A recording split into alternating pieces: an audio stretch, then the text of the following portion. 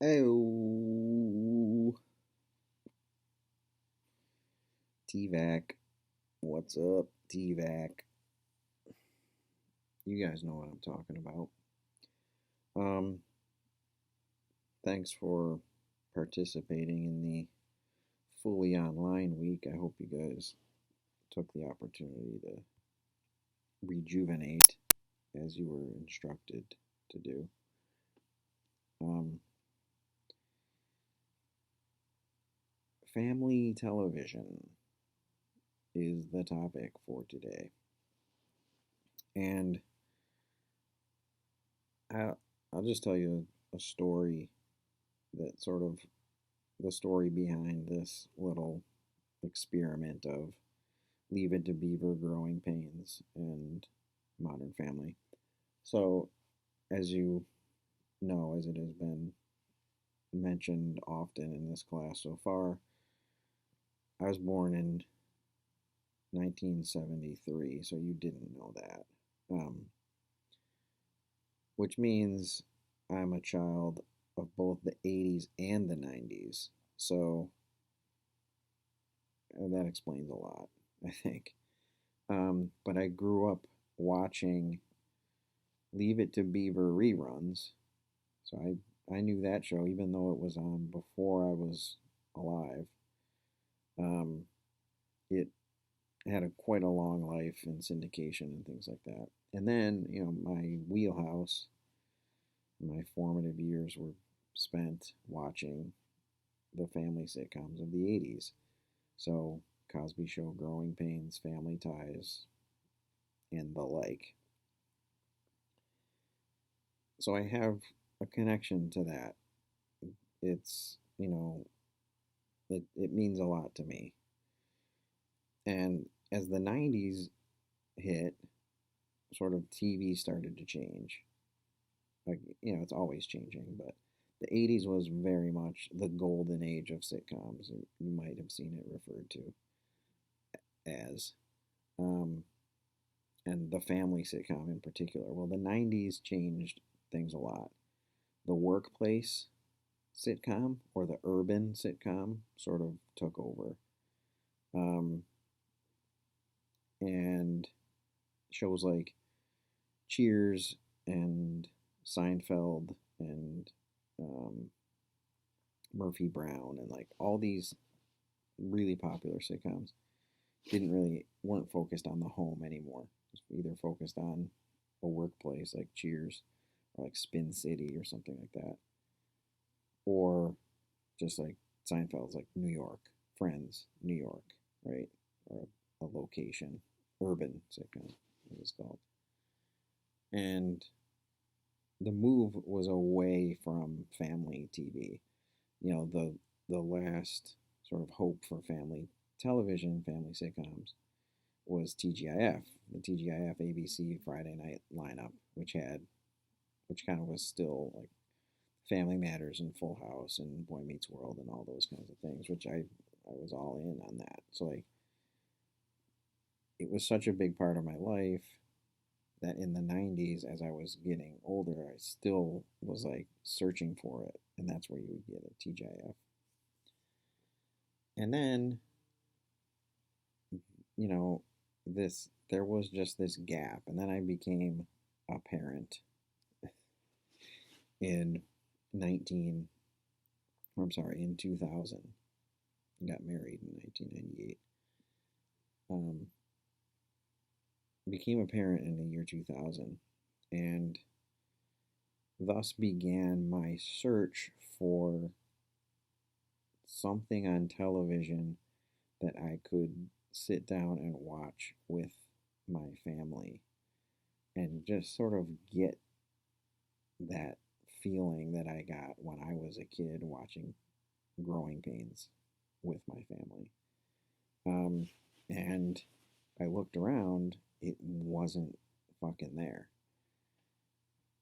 because sitcoms have been sort of co-opted again by it. Was the sitcom was a 20 to 30-year-old market now. So like Friends is a perfect example, or like Sex in the City or something. Like it was geared towards younger people with disposable incomes. They could buy shit and watch the show. So I looked and looked and looked, and I kept searching for this thing. It seemed like what families watched together post 2000 was bullshit shows like fucking American Idol and, you know, Dancing with the Stars and fucking, what's the other one? America. America's Got Talent, like all that stuff, and I'm like, this is so dumb. And my search brought me to Modern Family, and there was I had this sort of conflict of conscience kind of thing going on. So I think Modern Family started in like 2010, and I watched it, and I was torn between like my principles and my upbringing, if that makes any sense. So I'm watching the show, and it's as many of you pointed out, it's a little bit more advanced thematically than Growing Pains or Leave It to Beaver for sure. But the themes are more um, impactful, right? There's Cam and Mitchell are there's themes of homosexuality, multiculturalism. Um, there's a lot more frank talk about sex and things like that. So my son was 10 at the time, my daughter was 7, and like I was torn between this weird thing, and I had to just sort of remind myself like this is 2010. Like in you know when I was watching Growing Pains in the 80s, yeah, nobody talked about homosexuality or multiculturalism or any of this stuff, or even like sex in a real way, especially to fucking, 12-year-olds or whatever it was. You just didn't do it. And, but I'm like, why? Family made me ask why we don't. So like that, do you see what I'm not explaining it very well. I was torn between that, like, my initial thought was Modern Family is too mature or real for my 10-year-old to watch, for my family to watch together. And then I'm like, wait, what the fuck am I talking about here? Like, if anything, it's Modern Family is better for this approach, for sort of representing sort of difference in this way. I should be using Modern Family to have these discussions with my kids about things that they don't understand. Better they learn about all of this stuff with me as a teacher watching a show that's funny and interesting than from fucking Dickweed Johnson in their fucking fourth grade class who lives with bigoted, racist, asshole parents telling him God knows what. Um, or left to his or her own devices and just like making shit up. And I saw it as an opportunity to, again, to have these discussions. And we started watching it, and right away, like it was clear that I needed to do it. Um, for my kids' benefit. Like I'm like, this is gonna be good. There's the episode where Cam, it's revealed that Cam played football in college or something. And my son, who was 10 at the time, was just like, he was like, oh, that's funny because that would never happen because he's gay. Like, no. Like, stop. I'm going to stop you right there. Like, the point, that's not the point. The point is that gay guys can play sports, right? I mean, it was very simple, right? He was 10 and he had already started to buy into this, you know, these stereotypes and this bullshit. And I was there to, yeah, it was a cool little moment. So this little experiment with these three shows for you guys is sort of born out of that my experience watching all of these shows and being a parent and all this kind of stuff. So hopefully you got something out of it um, as well. You probably and you'll understand even more when you become should you become parents when that happens. You'll you'll relate a lot more. So you're welcome on that. Um, so I mentioned in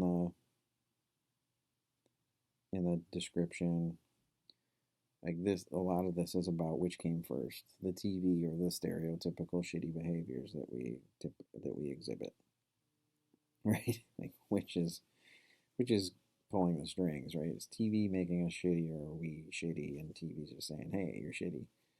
Here's how shitty you are. And a lot of you kind of answered that question in some different ways, which I appreciated. Um, so yeah, the shows span basically every 30 years, right? Basically 50s, 80s, 10s, and a lot has happened, obviously, and the show I think depicts a lot that has happened, both positive and negative, right? I as reading through your comments, this question kept coming up, like, do these shows encourage you because of how far we've come, or do they discourage you because we haven't come very far? If that makes sense. And it seems like they're encouraging. It's the trajectory is encouraging.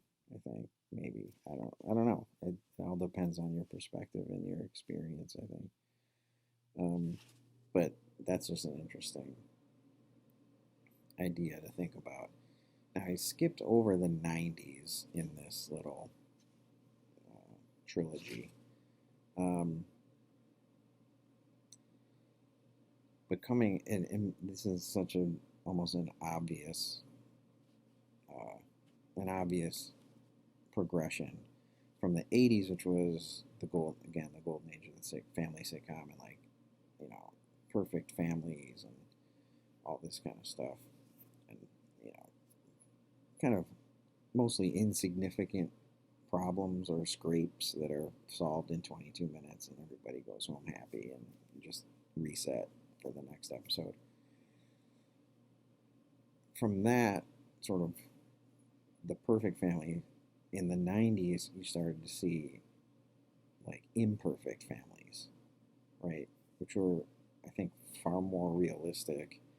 And again, adapting to the changing of family dynamics.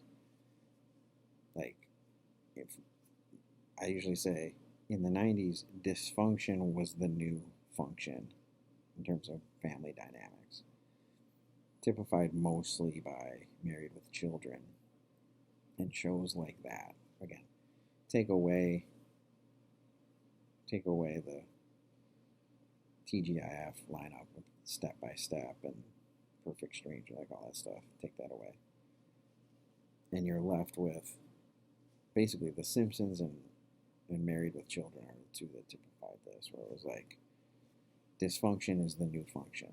Divorce rates are skyrocketing, and families just don't look like the families from the '80s and, and prior. So that's just something to take note of. Okay, your comments. Forgive me because when I read your comments, I just jot down notes, and sometimes I go back and I'm like, what? I don't know what that means. Sean. Sean brought this up among many others. Brought up the same idea. The big difference was the kid-parent relationships, right? Leave It to Beaver. The kids are like, yes, father, yes, mother, right? There's no dissent. There's no individuality. There's no personalities. They are just literally little miniature adults, basically. And the way they speak to them, the way they listen to them is different than the Seavers, the Cleavers, or Leave It to Beaver.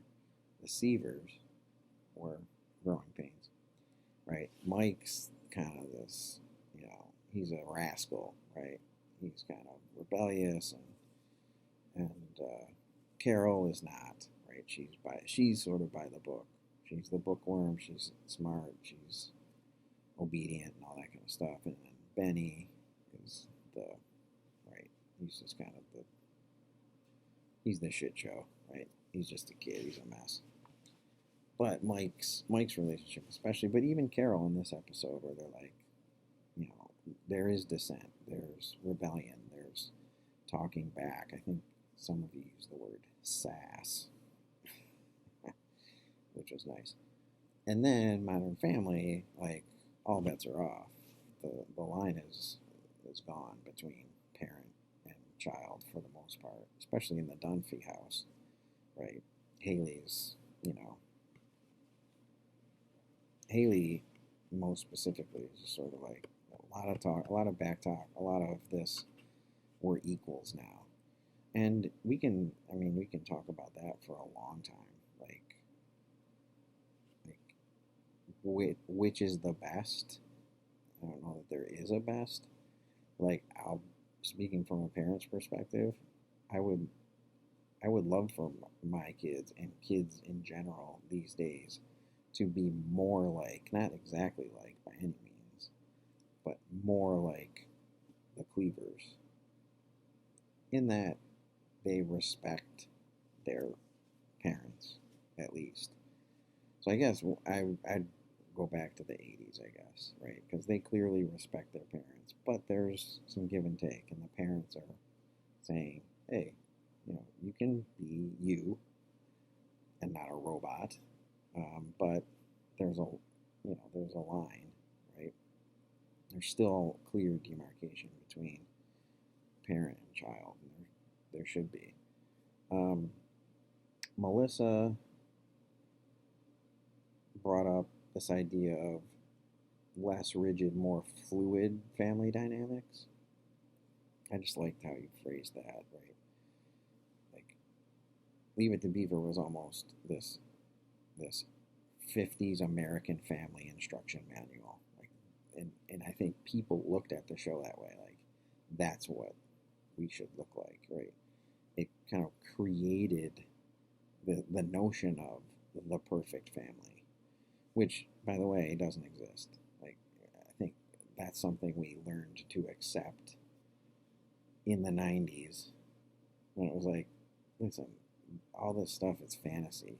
Like, this is what life's really like, right? So, get married with children where Al and Peg Bundy basically hate each other. Their kids are pieces of shit. And they're lower middle class, if they're even that. So there's all this, there's a lot of struggle, there's a lot of grim realities, I guess. But yeah, you see progressively the family dynamics become more fluid. And Melissa also talked about, and others, she's just the first one I read, but a bunch of you guys mentioned this, which was good, because I talk about it sometimes and people look at me like, what are you talking about? But the whole storyline of Claire from Modern Family and her conflict of conscience about working and staying at home. Like, now she wants to be able to be comfortable with the choice, right? Um, there's this housewife guilt that is a thing now, which in the past it was the other way around. And you kind of see um, Maggie Seaver, the mother from Growing Pains, dealing with it. It basically come full circle. It's like June Cleaver from Leave It to Beaver stays at home, and that's where a woman should be, quote unquote, right? Well, now Maggie Seaver has a job and has to do work at home, and she's made fun of for abandoning her children. But who is she made fun of by? She's made fun of specifically by the throwback to the 50s, played by Annette Funicello, the, you know, the tight ass woman who, right, is judging her parenting skills of the 80s. So this conflict of conscience comes around. Well, now the conflict of conscience has reverted back to Claire is conscious of abandoning her job, like the stigma of that, the stigma of being a housewife again. So that relationship and progression or regression, whatever you want to call it, is kind of interesting. And I've talked about this in class before. Like, moms don't matter anymore. I'm not saying that as a truth. I'm saying that as in this discussion, mothers, housewives remove, sort of by this choice, remove themselves from the discussion about women inequality and empowerment and things like that, which is, I think that's what that storyline is sort of pointing to. Um,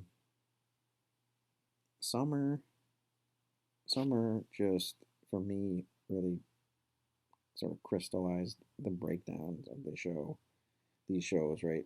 So, Leave It to Beaver is this post World War II MAGA aesthetic, right? That's what Make America Great Again means. Like, let's go back to when everything was great in the post World War II. So, World War II. So everything's white and gender roles are rigid and kids keep their mouth shut, and it's that's a utopia. And then Growing Pains in the 80s represented this suburban sprawl, right? The prominence of the suburbs started to really expand and take hold, um, and coinciding with the gender boom and women going back to work and how that was all, crazy, but how was it going to work? And then Modern Family sort of redefines family. Like, it's more interested in being like, okay, family isn't this nice, tidy nuclear thing anymore. It's, it has, there's divorce and there's remarriage and there's adopting kids and there's gay marriage and, all these different things, and they're all connected, right? And you had that before, like, as through the 90s, when, especially with divorce rates rising, like, even Full House is this, you know, you'd never say that that wasn't a family, even Joey, right? Um, so I think that was an interesting thing. In Modern Family, like, had a focus on inclusivity and diversity and things like that, at least, initially. Um, and I don't know if you guys picked up on this, but the Growing Pains episode that I had you watch is about how much things have changed from the Leave It to Beaver days from the 50s. It's called, what's it called?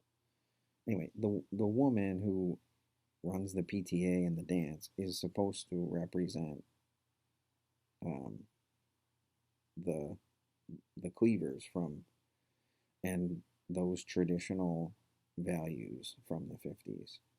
And this is how do the Seavers clash with that? right? And there's several references to Leave It to Beaver in the episode. Um, so I think that's an interesting thing to note if you guys didn't pick up on it. Um, and there's the scene where Maggie's irate, right? And she's standing up for herself and her choices and all those kinds of things in the face of this, um, you know, this standing tradition that women don't do what Maggie is trying to do. I know the characters might be confusing to you now, but I'm trying to be succinct. Tyler and Lizzie both brought up the extension of the parentless utopia theory that I put forth with iCarly and Drake and Josh and all those kinds of shows, and how it seems like, right, it seems like that progression, you see that progression maybe not as clearly, um, or distinctly as you do with the tweener shows, but with these shows you kind of see it, right? The progression of kids just getting a little more autonomy, a little more power, a little more, um, what's it called, independence, I guess. But to the point where in Modern Family, like you have the Phil Dunphy character, right? And he's the kind of dad that has facility, like he's the oaf. He's the butt of the joke. He wants to be cool.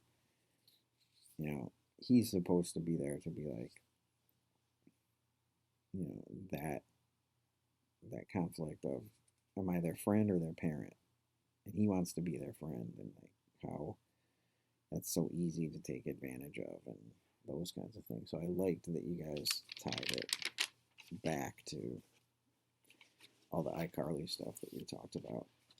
Um, a few more things here. Arlie, um, I don't know what this means, but to Arlie's comment, the problem in Growing Pains was Leave It to Beaver. That's what I just was explaining. Like that entire episode was basically written and produced to show this is how much has changed since the Leave It to Beaver days, right? So that's the all the problems that come about. Oh yeah, as you're saying, like the problem comes externally, but it's interesting to note that all the problems that occur in that episode stem from traditional understandings of women and family, right?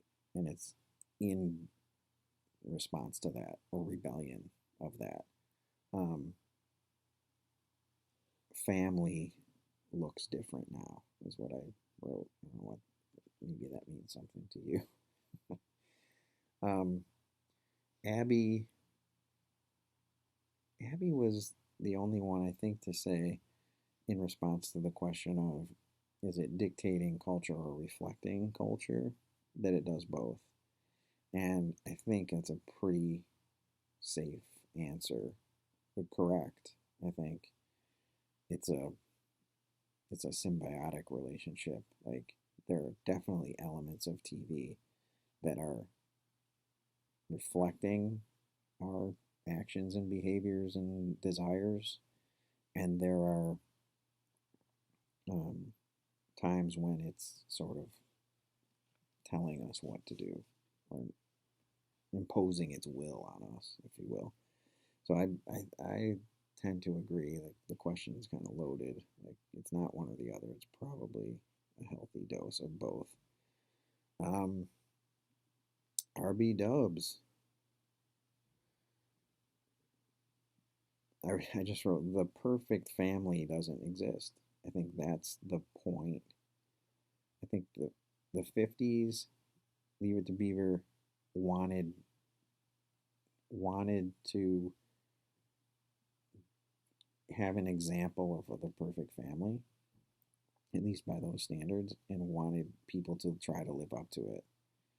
And since then, right, especially in the 80s and and then definitely more into the 90s, and now with Modern Family is just this, it's that idea on steroids, is like to let people know like that whatever you got going is right, as long as you're not beating your kids or teaching them shitty things, you're a family. You know, the perfect family is unattainable, doesn't exist. Um, and shows, I think, seem to recognize that more and more by trying to represent different how different families might look. Um, Jackie, Jackie said the dad mentions the den a lot in Leave It to Beaver, and I thought that was funny. Um, Amanda, I wrote, Modern Family is more socially conscious, right? I think it's yes, it's focused on family dynamics, but those those implications on the society as a whole, as opposed to like Growing Pains, where it's just like this crazy family and their conflicts and things like that. Modern Family takes that outside of the family structure and applies it to, I think, culture as a whole. Um,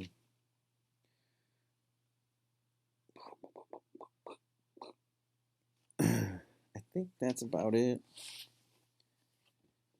Thank you for all the comments. I loved looking through them. Hopefully, this was a fun little experiment and you learned from it. I'll give you a bonus word for this if you reply. If you comment on this post with the word cheerleader, I will give you extra credit. So thanks, guys. I'll see you this week.